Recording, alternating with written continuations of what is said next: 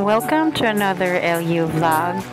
This is a spontaneous trip with Andy. First time namin na magbanding together as mommy and daughter. This is just a 2 days, 3 nights, very quick trip to LU. This is our third time pero hindi pa rin ako nagsasawa. Alam ko si Andy, sinamahan ako kasi she likes the food here. Hindi niya talaga bet yung sandang LU kasi matapang pumapasok sa cycling, sa damit, so hindi siya comfortable, but she likes the food. So samahan niyo kami mag-ina as we enjoy LU for the third time.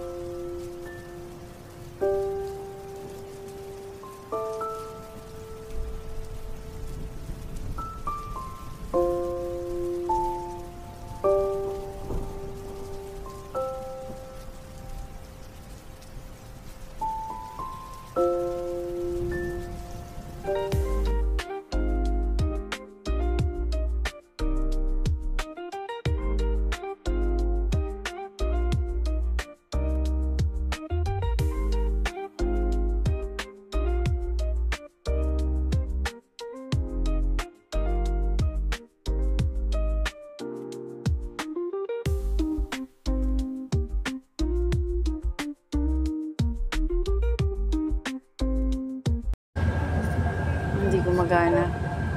Okay na? Wala nang sakit? Okay na. Gutom. Jollibee agad. Aalis ang bus ng alas 2. Naka-deluxe kami dati. May screen. Tapos may CR yung bus. Ayan o, CR. Nasa tapat kami ng CR. Ang bongga. Tapos nasa kami bunga. 27, 28 yung seat. So, hindi. Konti lang pasahero.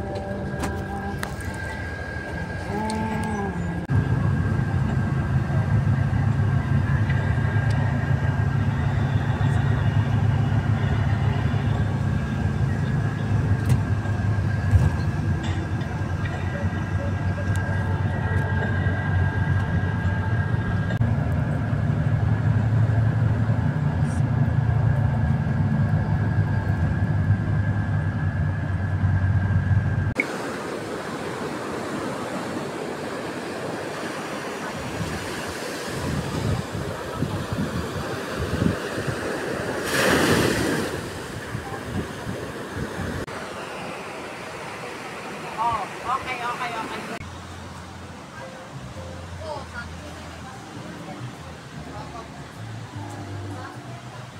Sarap. Patikim si mama. Sarap? I'm in heaven now. You're in heaven na? Si Uwe. Mga nasa mama.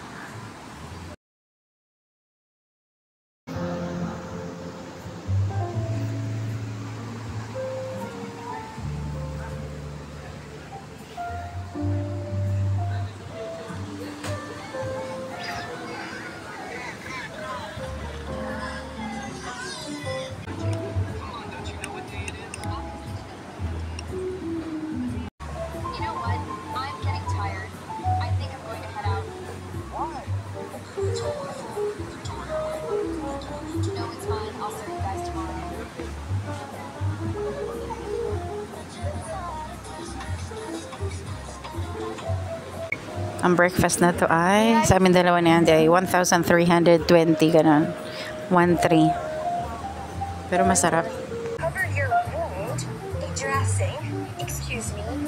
Ouch! Don't touch it like that. Touch it like a baby. I'm sorry. I'll touch it like a baby. Pat it down. Sabi nagsisurf doon.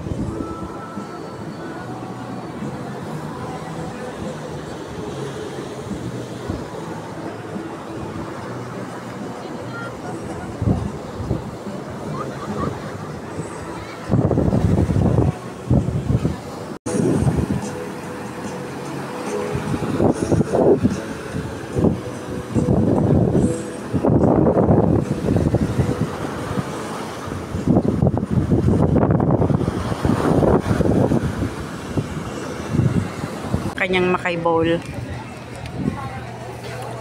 Sarap? Just like the last time? Dito kami sa Poop ka dyan! The Great Northwest sa La Union. Yan, Makay Bowl. Gusto mo? Ang dami na naman yan. Half lang. Ayan. OA. Sarap. Today, I'm going to fill this cacao bliss into my whole mouth. I hope it fits in my mouth.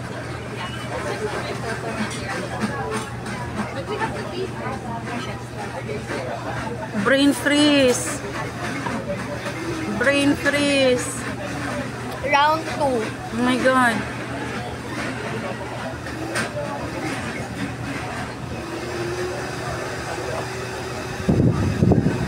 Ah, cold. Cold. Oh, loco, brain freeze. I had a brain heart. Brain heart. Freezing heart. Kami dito sa La Union.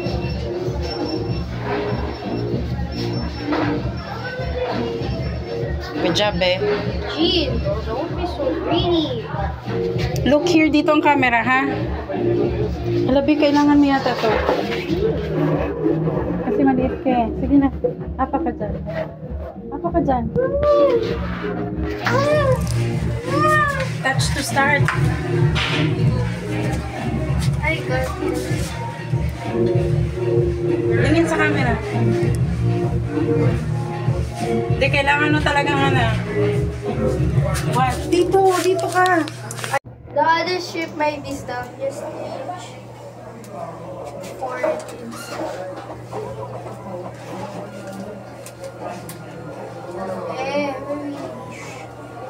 Diyan ba? Hindi ba dito? Place your stuff or step for your little one. Buti kinaya niya ako. Wait mo, babe. Ay! Black and white nga. Ay! Ay, di kita. Ha? Di kita yung message. Sabi po, mama mo pink eh. Ano ba yan? Black and white. Sabi ko dito, mama mo pink eh. Oh my God. Dapat na ganito tayo. Tsura. Dito ba? Look at mama. Picture tayo dito. Hi. Let's go. Ay, video.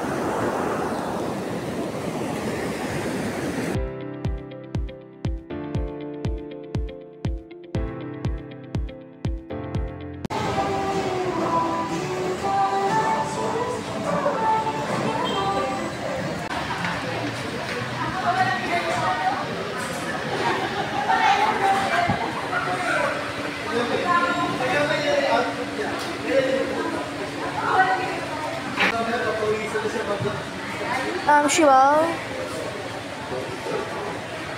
Shivaw. Buti naman, hinatid mo ako, baka matapon ko yan. So, meron pa, no? Bali, meron pa kong meals na miss. Serve na lang isa. Be, ready? Tada! How did you know I'm a chocolate lover? Ang sarap nito. Oh my God, ito yung take out natin. Kinikilig ako.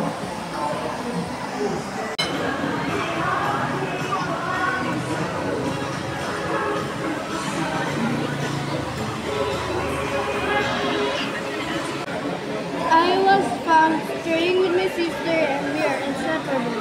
Where my sister goes, I always follow her. Yet unfortunately, our mother is no.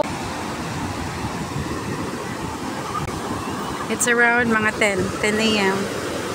Yung mga 10:30, gano'n.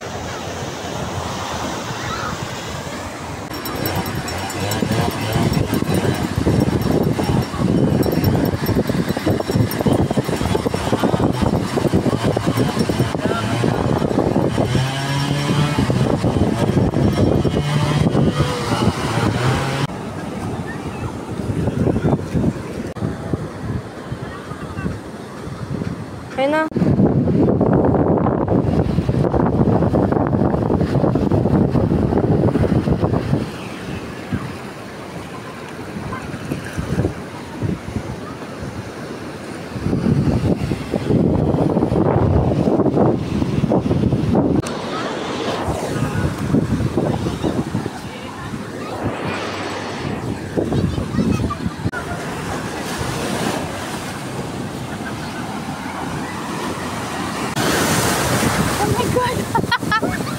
Andi, dito ka!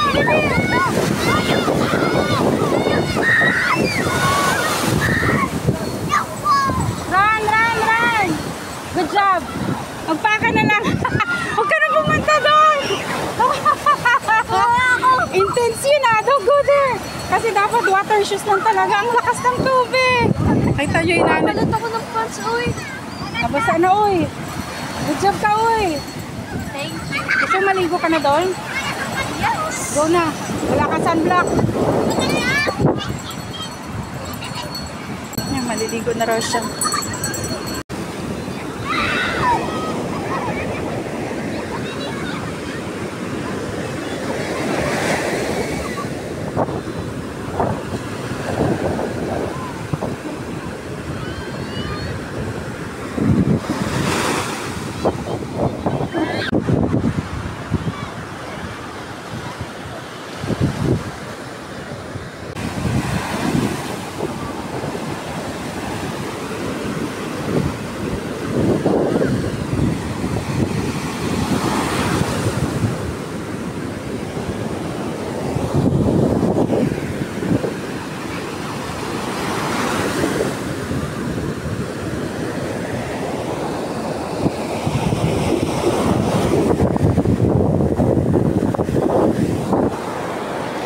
Swimming kami ni Andy.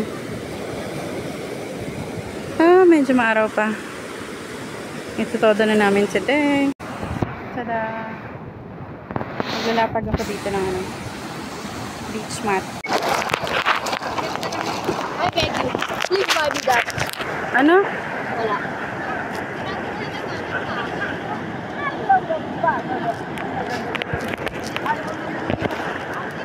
Sobrang liwanag! Salamin. Yan.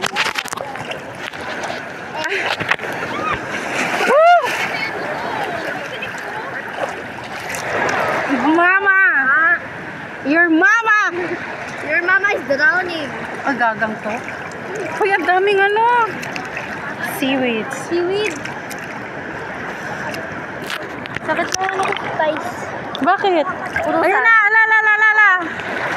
Ayun na! No, it's fucking gnarly. Ay, Narly, narinig ka sa video, Narly. Delete mo yan. Narly, paano kung di-delete yan, Narly? Mami, pinapod mo ako. Oh my God. Mami.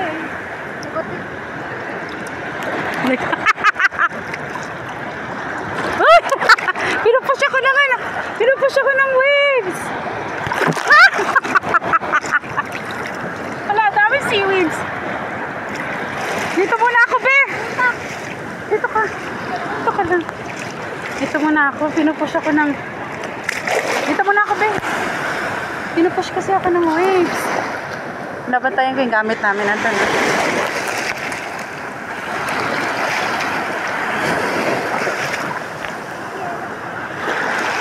Oh, the amount of sand. Dito sa tabi ko.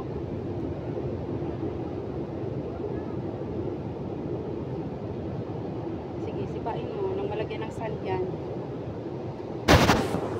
Ah, nalagyan na nga. Luwad, mama. Huwag mo ipakita yung chan mo. Naka-video yan. Harap. Yan. Perfect. Maga.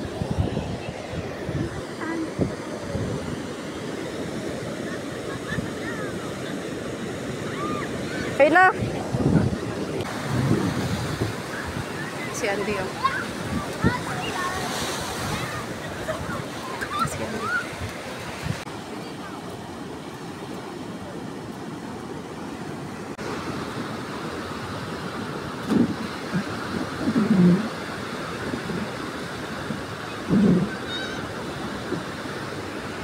Tandaan nyo kung anong pinakolekta ng anak ko.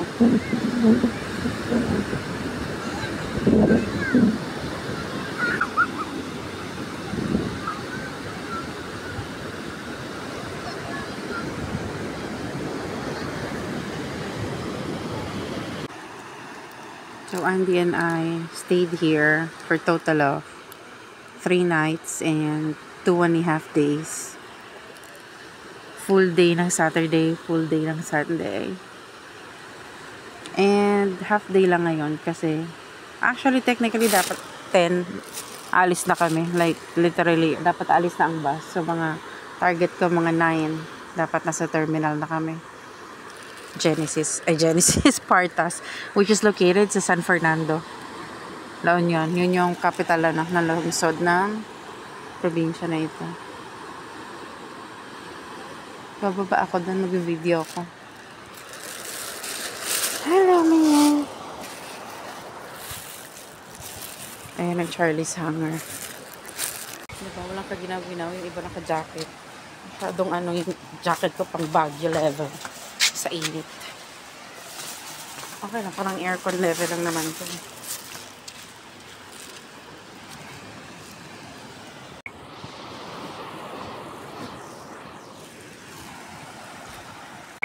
Gawin ko nga ito. Hindi ko nagagawa kasi parati ako naka-shoes water shoes. So, gagawin ko siya today. Kung connect ako with nature. Sabi nila healing daw yun. For me, it's healing. There's something about the wave dito sa La Union na lalo na pag malakas siya. Tapos maliligo ka. Yung tipong tatabay ka lang dito kung saan yan, hinahampas ng yung level 1 ng ewan ko, yung strong current, yung strong wave na nagra-run towards me. Iba yung niya, iba yung view niya. Actually, hindi na babalik dito ng hindi summer. Sa stay namin ni Andy, never nagpakita ang sunset. Isa yun sa highlight ng La Union trip mo. Without the sunset, it's parang hindi siya masaya. I therefore conclude if you go to Boracay or if you go to La Union, yung mga tipong may best sunset sa Philippines, don't go there ng rainy season. And I learned it today. Kasi wala talagang, ayan alam mo ba yung clouds na yun? Ibig sabihin yan ay low tide. Yung Bisaya, Hunas.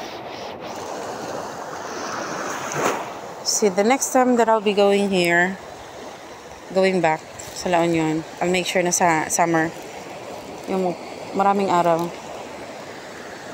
Kasi, para makita mo yung sunset, napakaganda. Ibang level ang sunset dito sa La Union. So, kung hindi ka pa nakapag-La Union at napanood ng video na to, sign mo na yan. Let's go.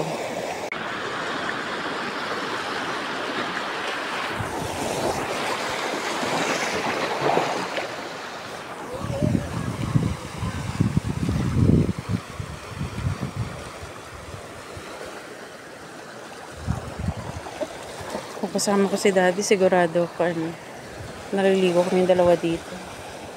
Mahilig si Daddy magyaya ng maligo sa last day. aka sulit time. Okay, Daddy.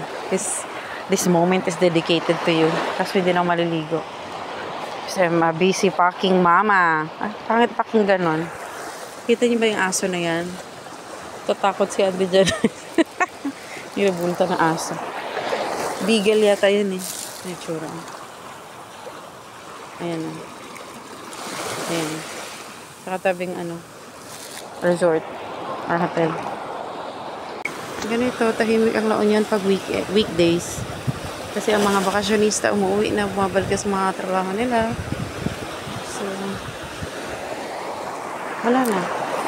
Wala na yung mga tao. Nagsipag-impake na or bumiyahe na kanila madaling araw. Or kahapon pa. Actually, kahapon marami na umuwi.